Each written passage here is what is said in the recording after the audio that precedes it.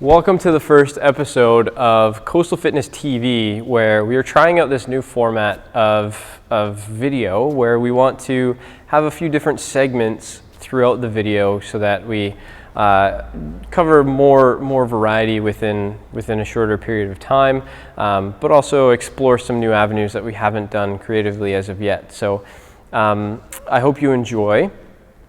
Please send us your feedback, so if you like it or not, or how to improve, that would be very much appreciated. But yeah, we're just going to dive into it. For this first episode, we're sharing a little bit of a Q&A that we had from some Trinity students and athletes come into the facility and ask Ryan some questions. And so I'm going to show you a few clips of that Q&A session. And then we're going to go into the exercise of the week and follow that with the quick tip of the week and then send you on your way. All of those continuing education kind of either certifications or methodologies, if you will, or any of those types of things are they're great. They're going to keep you sharp. I tell lots of folks, like, the amount of money that I spent on either hiring business coaches or taking other courses and stuff has probably now, it has probably a good chunk. I've exceeded the amount that I spent on my undergrad. So and Trinity's not cheap. So again, another little dissension between my wife and I. I'm flying down to California to spend the weekend to learn from Gray and Lee on FMS and to start. That's where some of it started, but to doing all of the traveling that I did and the investing in time, I think what starts to happen is those very first ones that I took, how I thought and learned out of school, I'd take hard right turns and be I'm all of a sudden doing this, and it was I'm pounding every client with this new thing that I learned, right? Whether it fit or not, I'm just you're functional, boom, and you are, boom, and everybody just got it, right? And so as you do more of these, the deviation from the middle and what becomes you and your training style starts to be less and less. So don't stop there. That's kind of what I'm saying. It's take it and find out who it has good value for. Part of that comes with doing a good screening and intake with that person, finding out what they want, and then if it really helps them. But obviously, I know it sounds stupid, but if it's not helping them, you can't keep whacking them with the same thing. And that's where, for me, I was some of the stuff it's not working for some of these select populations. And, cool, new solution. More money, but more learning too, right? And it's way easier for you guys to learn now. We had books, DVD, there was no online stuff, you had to show up. But I can remember a number of weekends. I spent better part of 4 days just with Mike Boyle. It was a group about this size, and to spend the 4 days with Boyle, have dinners with them, and having all that kind of stuff, you're okay, that whole stuff that I thought was important, that doesn't matter anymore. This guy, he's got significantly more experience than I do. He trains thousands more athletes, and I can see very quickly what doesn't matter. So if I can help give those little direction kind of things, I always say these people, we're accessible. Don't he's probably up in his office doing hardcore business stuff. You guys want to ask questions, my email, that's goes straight to my inbox. And I'm pretty open with answering those types of questions. Come bring me a coffee and I'll sit down for an hour with you. I have no problem doing that. It's not a closed door or make an appointment or any of that kind of stuff. Just come by, yeah, for sure. So keep doing it, apply it. If it doesn't work, well. But you gotta have a baseline, right? You gotta have some way of knowing did it work.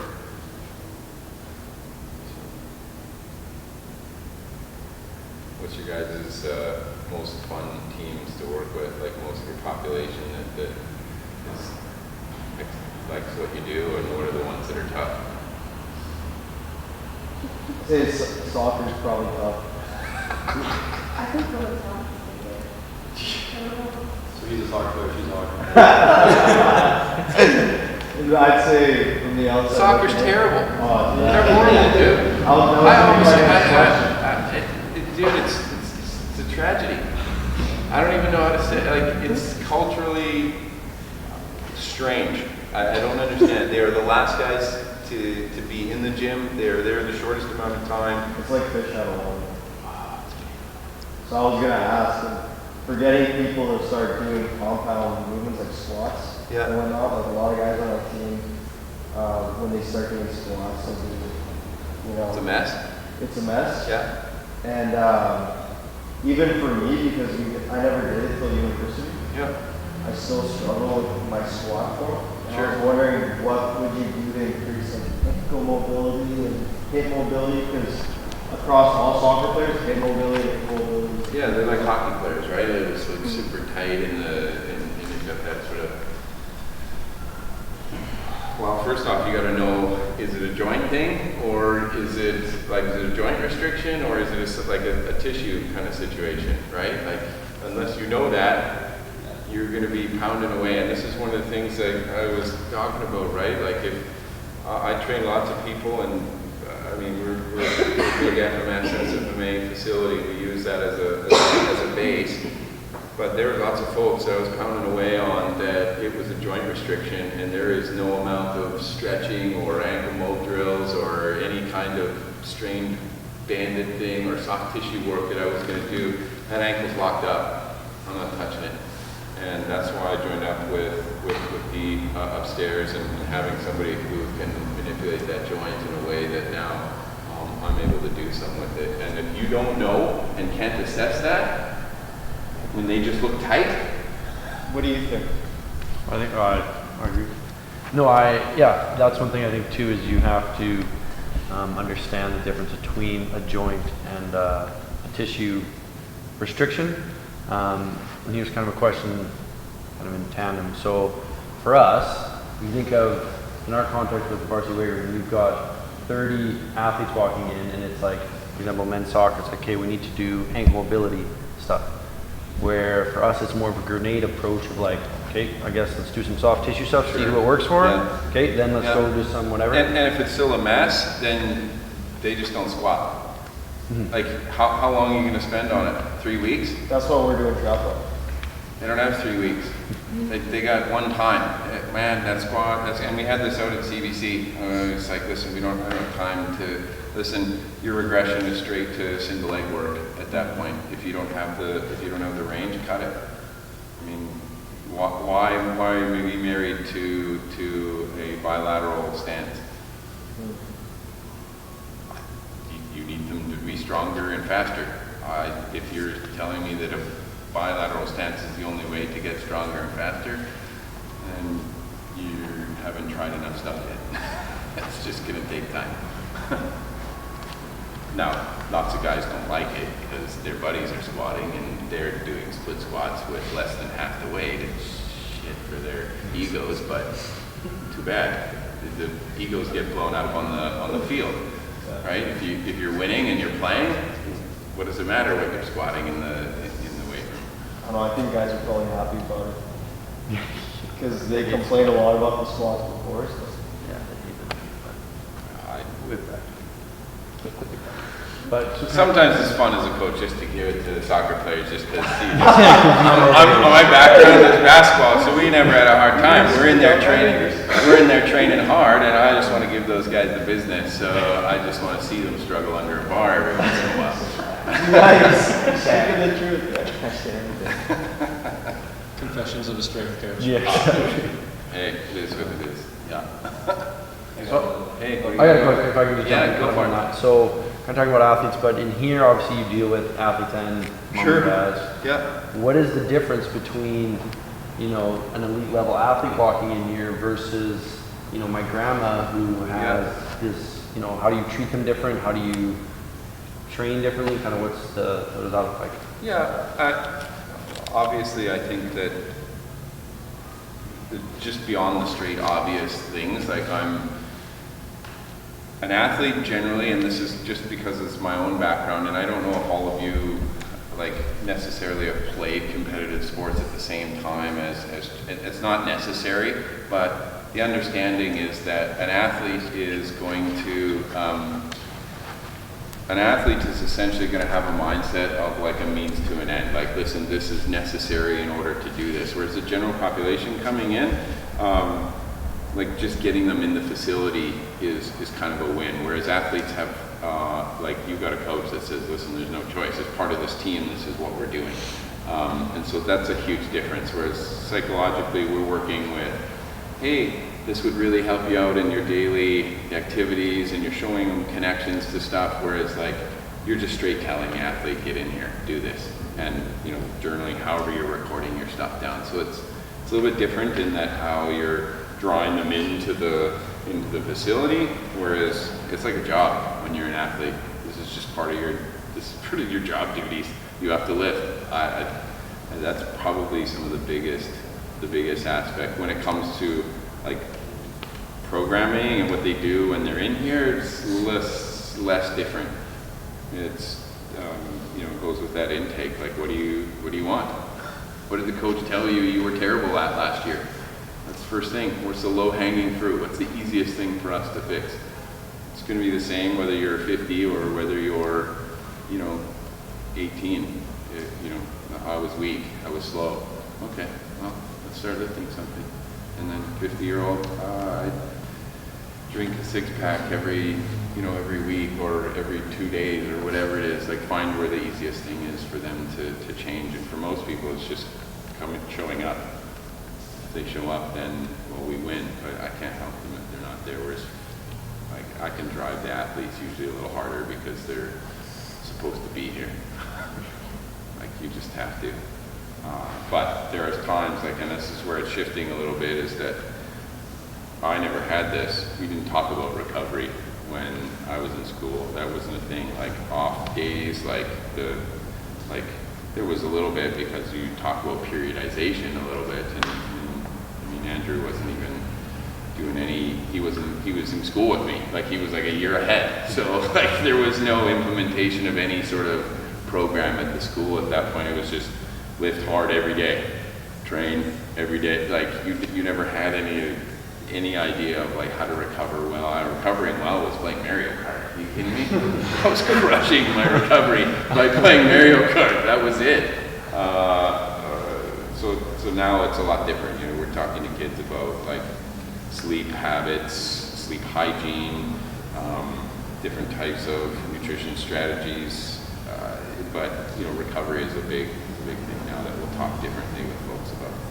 Not so much with, a little bit with general population, but not as much with, because the athletes are you're just driving them. I have two questions. Twofold. One is, This guy's a keener, right? He's always the one asking the questions. It's like, dude, like, hey, what do you got? Okay, so there's so many gyms Yes. in that league. Yeah. It's thick. in Vancouver. It's thick. How do you stay at? Like, how do you identify yourself? How do you like target certain targets? It's hard. It's hard. Yeah. Like, do you think it's even a good market in BC to? Are you asking like, hey, I want to open up a facility next year after I graduate? Well, not How am I next year. going to do that? Yeah, but like, Yeah. what do you think about It's it? way different now. 6 years ago, it was me. Yeah. That was it. There was Fitness Challenge up the street, which I worked out of. There was a gal who works with some hockey players, Carrie Leitch, who's been in the area for 25 years. Mini studio, didn't advertise at all. Who else facility-wise? Man, there was, again, Total Fitness. They were with the hockey arenas up the street there. Personal trainers, we worked out of like the rec center, you know, but now, I mean, count them. 1, 2 on that corner alone, 3, 4. I know they've changed to more personal training up the street. Josh Dornball, his business, same thing, like kind of, you realize like, listen, it's thick. There was another guy, track and field athlete, he just sold his to another fellow across from Overweighty Food Groups. Studio, very similar to this. It's way different now. If you don't have, I would probably say that I would likely have a business minor, because then I tell folks is like, I could be like, think in your minds right now who like if you could spend, if money were no option, you could spend an entire weekend with this person as far as a coach, a strength coach goes, or somebody in our industry. It's just, you don't have to say it out loud, it doesn't matter, but, and you could spend the weekend with them, but they had absolutely no business sense. So they open a business, have no idea how to, like, you know, profit, loss, what it's going to take to negotiate a lease, all of the expenses that come along with paying staff, with all that kind of stuff. If you don't stay in business, all of that coaching knowledge doesn't matter. It doesn't, like, so half of it is staying in business. So you can have some people who are just crap at training, but they're amazing marketers and good business people. And those are some of the ones that you still see out there right now. You do, like, it sucks, right? Like, it sucks when you, like, in here, we're grinding away, and it's like, oh man, like, I spent thousands of dollars on my education, and I feel like what we deliver here is a quality product, and you know, if you have a challenge with marketing and getting your word out there, you're toast. And it's also why it's changing. Like, we're not going to be here in a year from now. We're going to move.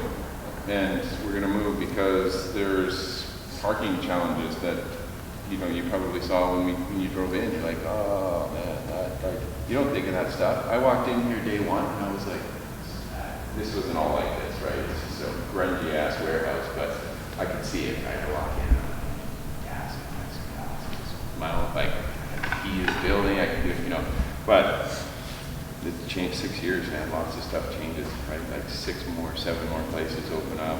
They offer group fitness at half the rate that you are. Good luck. Yeah, it's rough. Second question. Okay, so I already asked Cole about this. Yeah, yeah. Out of all of the education courses, certification you would take, if you pick 3 or 4 that you think are most useful for you right now, like what would they? For me right now, like, basically what am I looking at for staff coming in the door to have, kind of thing? Basically. Like, what would I see?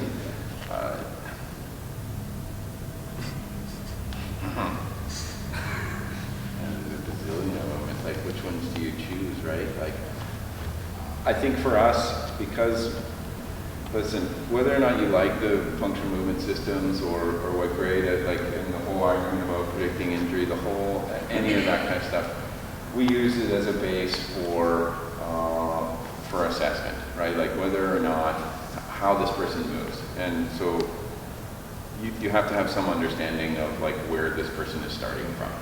And so for us, that has, you know, having some knowledge of that is because our therapy team uses the SFMA. We use modified versions of that as coaches, the SFMA as well, in our assessment. And because we have such a very linked tie to our therapy team, and here it isn't, while Darren's office is upstairs, there are very often, most of, maybe even half of his sessions in the therapy world exist on the floor, doing movement, and movement being a component to the therapy. So that's where we're moving our entire business to. And so if you don't have a knowledge of that, like assessing what I talked about, whether it's a joint restriction, or is it a tissue extensibility issue, or a, you know, joint mobility dysfunction, if you don't know that, those are things that we would be looking for first. Like that, I'm just speaking for me personally. Now, I say all of that, and you could have all of those things and be a complete dud in front of other human beings. You gotta be a nice person. You gotta be pleasant to be around.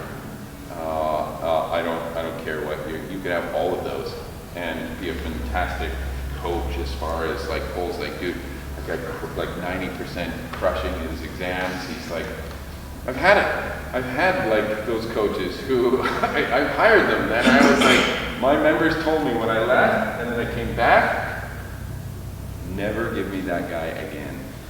Like, yeah, they just didn't, like, this was somebody who was a graduate degree, worked with athletes on a regular basis, and my paying members were like, if you give me that person to coach me again, we're quitting.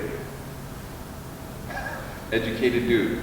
So, like, being personable and approachable and like somewhat motivated, those are high qualities for business owners. We can teach you that stuff.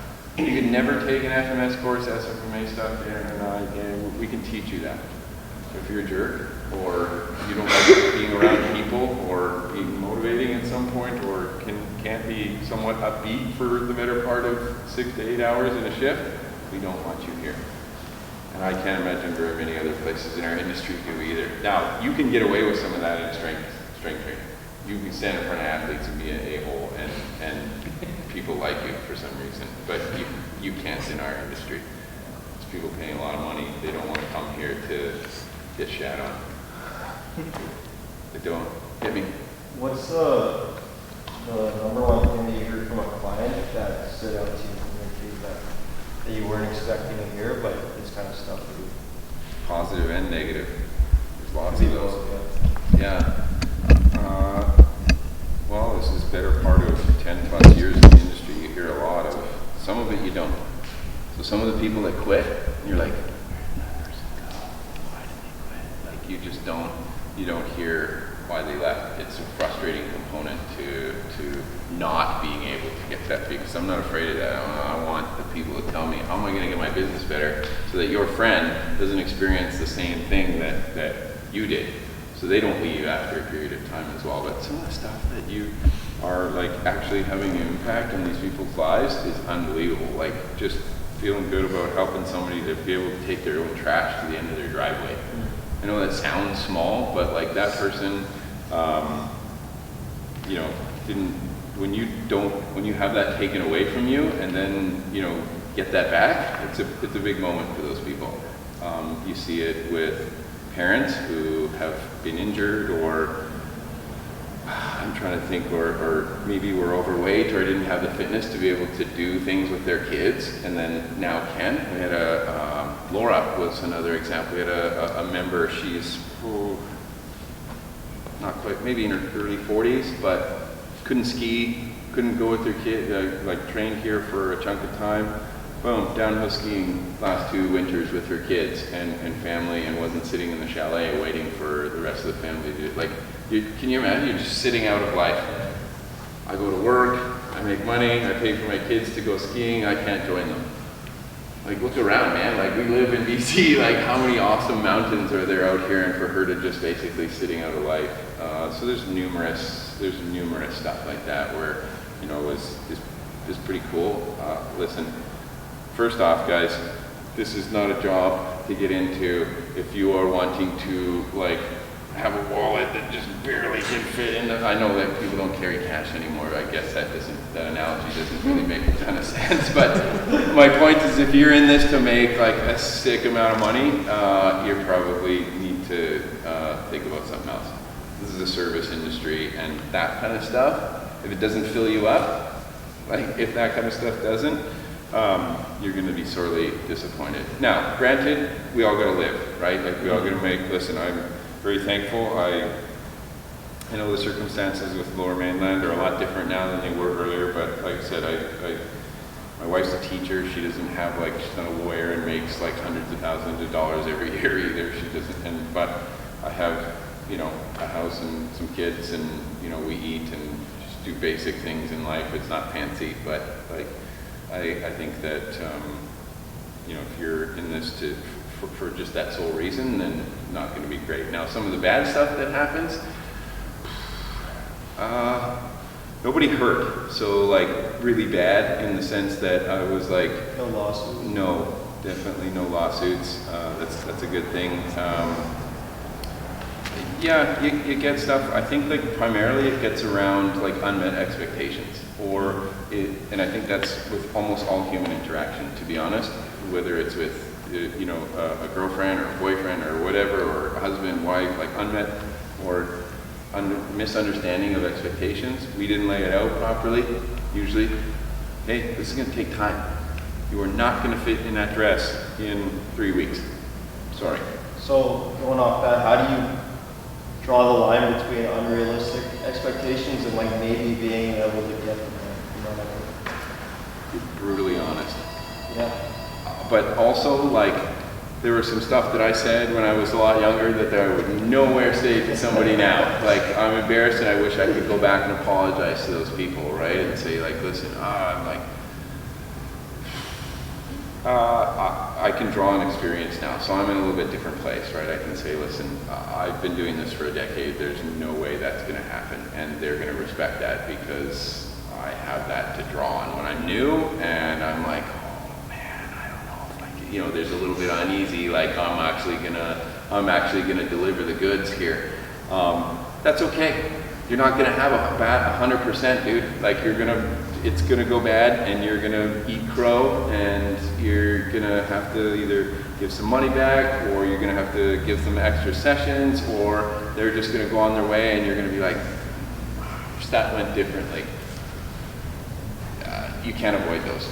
They're just going to be the human stuff that you're not going to like. There's lots of places you've gone into. You haven't gone and given reviews on every company that you've ever been in contact with, and it's like 5-star, bam, 5-star. Like you are just doling out stuff like perfect reviews to everybody, are you? Is that something that's your experience? Oh, well. I don't typically give down reviews, so.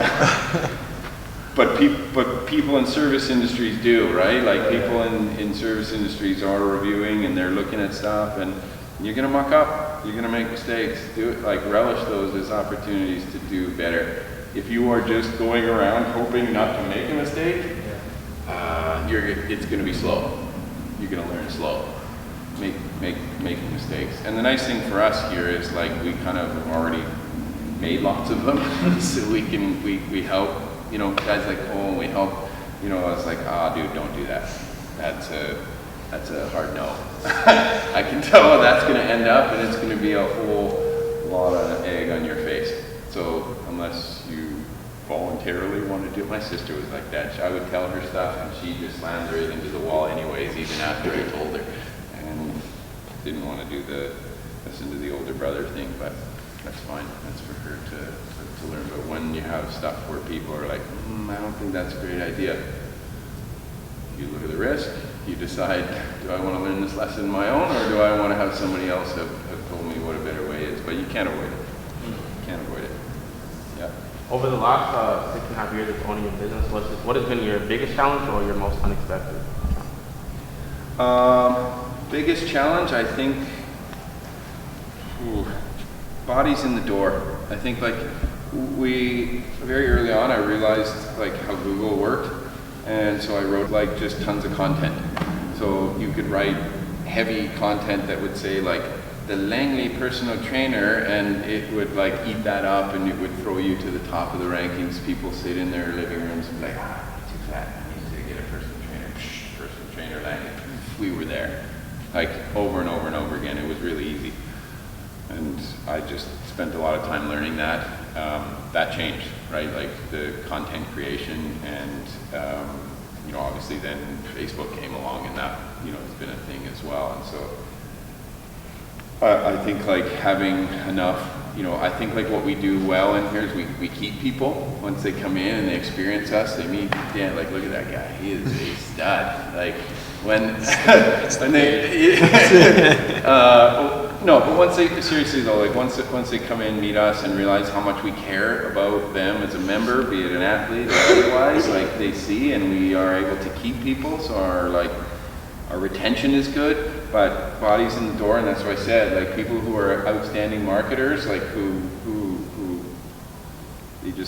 they understand copywriting, they understand how to write ads, that kind of stuff, that's hard, because I mean my background is, listen, as much as I like and think that basketball players are smarter than either football, rugby, or soccer players, like they're outside slugging away. I know.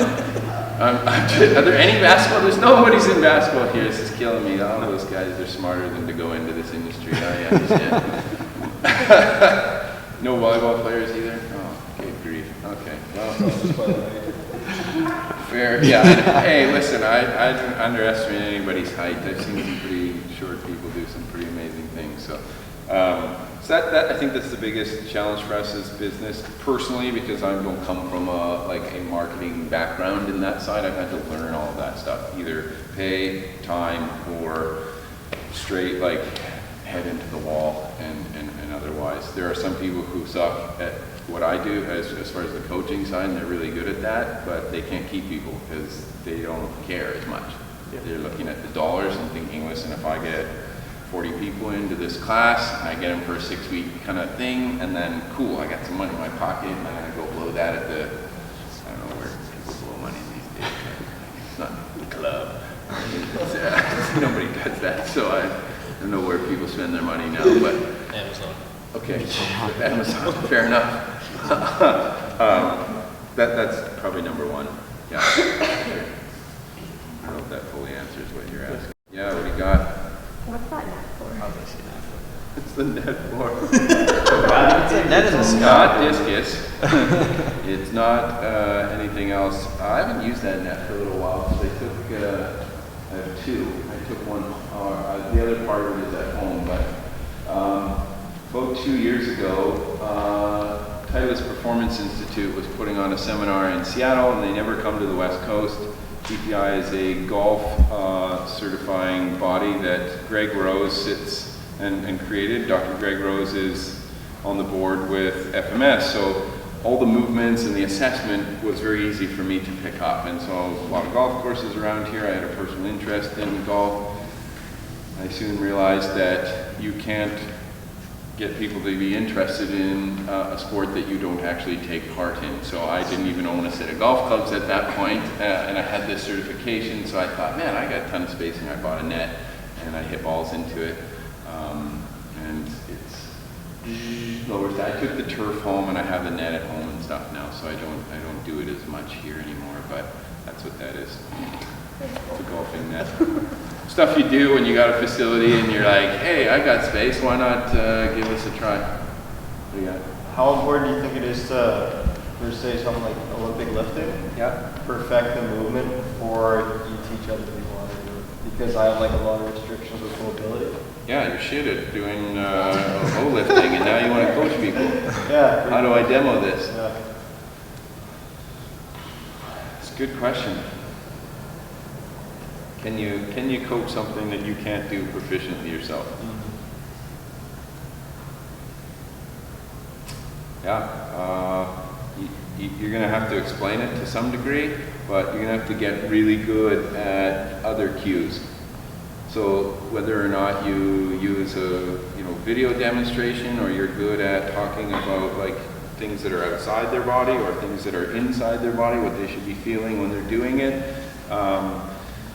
There's going to be your own struggle that's going to be valuable, right? Because listen, nobody like, bam, that guy nails it, and it's like, this person feels like that's completely unattainable. There's an attractive quality to somebody as a coach who's a real person, and you having a struggle with it.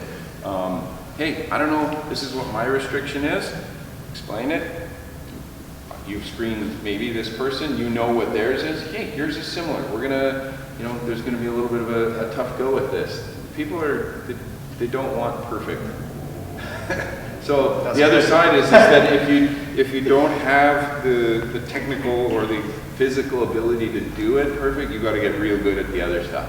Yeah. It's like, can somebody be an author if they can't see or hear? Sure, they're going to have to get really good at describing stuff with words in other ways, right? And I mean, gosh knows I got a ton of restrictions, and I can still do a half decent job of some of that stuff. But it's the other things that you're going to have to read every single thing that every coach has ever written on O-lifting and figure out how they describe it to you, and you're like, that makes sense. And then while you have that as a library in your pocket to be able to try with somebody else, remember, you're going to try with 3 people and you're going to blow it with all 3 of them. Dang it, none of those puzzle pieces worked with any of those 3. That sucked. Like, now what, I feel like a failure, right? But the 4th one, it'll click and you'll be like, oh, that was sweet. Like, that totally worked. Maybe now you're going to start narrowing it down a little bit from there. Yeah. Also, to add on that one, after being in the building with this guy for at least 2 years, you get really good at analogies and like piecing things together for people. Yeah. And like visualization, like. If they can't see it, you got to paint the picture somewhere else. Because they ain't seeing it here, because I'm not coaching them how I coach or train myself, right? Like I How are they going to see it some other way? Right? Like, I just get it. I know how to hinge. They don't know how to hinge. Bend at your hips. Fudge. Really? Again? Here we go. Okay? Like, butt out. Okay? Now, so you start getting good at that kind of stuff, right? Like different ways to paint that picture for them. Yeah. That's where teaching and coaching general population is really helpful, because the athletes, you can get a little bit more hands-on with them and get into that. But if you can, general pop they need to be taught through things. Some people don't even learn like that. Some people could look at you, what if you did it perfect? They'll watch you do it perfect and still can't do it. What would you do? Well, then you got to help. Then you got to put them in positions. You got to physically put them there. You got to use words. You got to use break it down step by step. Where are your feet feeling? Different ways that are going to get them to that position. Yeah, step by step can work too. Depends on how much time you have with these people. Sometimes it might not be worth it. I think you sat there for half an hour. What was the outcome that you got with that person? Yeah. Is there another way I can get this same benefit without? And that's why I went with things like sandbags. Like for general population, why do I need to be teaching this mom how to do a kettlebell? She's complaining that her wrist hurts all the time. And like, oh, I went home and I got these bruises. My husband was asking me what I got this kettlebell thing hitting me in there for. I was like, screw it. We got to find another way to get the same outcome without like beating these people up, or me taking 3 hours to teach them one movement. Move on. Find a different way to get the same outcome. Yeah. Guys, you got some studying to do. It is November. This is the real deal. I don't envy you at all. I just get to go home and enjoy the sunshine. It's Friday. I get to play around the golf this weekend. Get the books. Who's graduating in the next year? Anyone? Yeah? Hopefully? Yeah. Sweet. Okay. Well, I don't know. Listen, I was on the edge. Like people, like, and that's another thing. Oh, great. How much GPA, all that kind of stuff. Man, no one gives a crap. They don't give a crap. Not one single person in my entire postgraduate situation has anyone asked me how I did in school. 0 times. But I also learned probably double what I did in my under. There's no offense to Cole or any of the other coaches that are in there, but like now it's a lot better now. Like this conversation never happened like when I was in school. So like the idea of someone saying, "Hey, come give me a call," that didn't exist. And I learned twice as much outside of school and screwing up with people.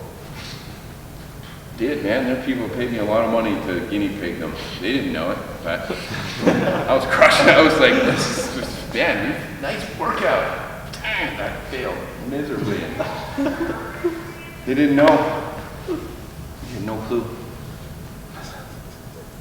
Yeah, GPA really only matters if you're trying to go beyond into masters. Yeah, and even after that though, like there's going to be a point where it's like the results matter. That's it. There's no other, like, did this person get the thing that they came in for? Yes or no? They don't care about you. You don't matter. You don't matter at all. Can you relate to that person? Can you help them get to that result faster? They don't care about your school, your certification, or your functional movement, whatever the hell that stuff is. No one gives it. Oh, I got this cool new thing, the screen I learned, I'm going to try it on you. That's nice. How do I get into, half kneeling with my kids so that my knees don't hurt? That's it. Just go with it. The exercise of the week is the split squat to cable row combo exercise. And a reason why we love it here is that you get a lot of bang for your buck. You are not only engaging your lower body, getting the hips involved, but you're also getting some upper body movement. You have to resist the movement with your upper body as you go into the split squat, but also you're getting a lot of core work involved as well. It's really a full body combo exercise. The key things you want to look for as you're going through this is that you're actually staying straight with the torso, so you're not leaning So you're not leaning far forward as you're trying to row. You want to keep your torso completely upright. And on top of that, you want to try and get as close to a 90-degree angle with that front leg when you get into the bottom of the split squat. And then when you row, you want to make sure that you're keeping your shoulders down as well as keeping that lat engaged as you're going through that row. All in all, we love this exercise and we use it fairly frequently with a lot of our clients because it gets a huge metabolic boost as well as teaches some coordination and gets a lot of muscle recruitment. So it's great for basically everything that you're trying to do. You're getting a lower, an upper, and a core exercise all in one go. The tip of the week is to put imperfect action into action. What we find is some people get paralyzed by the thought of choosing A or B or going through one option and not the other option, and they analyze both sides and they don't really know what they're going to do, and they just sit there and you're not sure what you're going to do. You just pour over it and it doesn't actually do anything. What you have to do is put that thought, whatever that thought is, you got to put that into action to then make baby steps towards whichever decision you go. The key thing is you have to make a decision one way or the other. You won't know what's going to happen if you choose the other route unless you get partway through, but then you're stuck with the same problem where you don't know what would happen if you gave it 100% on one option. What's the worst thing that's going to happen? You might have to go and do that other option later, or you might have to try and figure it out along the way. But the key thing at the end of the day is to put imperfect action into action. Thank you so very much for watching Coastal Fitness TV episode 1. We really hope that you enjoyed and got some value out of it, and we hope you enjoy the new format. One last thing is we just ask that you share this if you got any value at all. Share this with one person that you know or think could gain value out of it.